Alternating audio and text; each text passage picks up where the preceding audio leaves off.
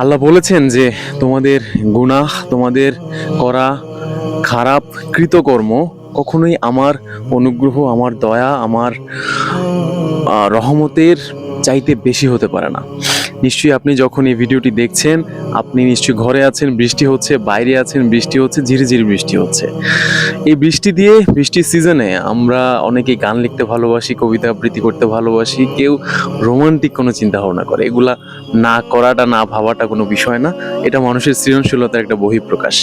কিন্তু একটা জিনিস যেটা মাস্ট স্কিপ করা যাবে না, যেটা আমরা আবার ইগনোরও করে ফেলি, সেটা হচ্ছে দোয়া করা।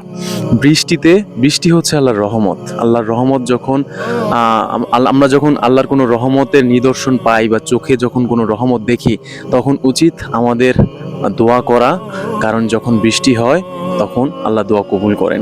সুতরাং নিজের মনে, নিজের ইচ্ছা, নিজের আকাঙ্ক্ষা, স্বপ্নের যত কিছু আছে, যা শব্দ আছে, তা দিয়ে আল্লাহর কাছে দোয়া করুন।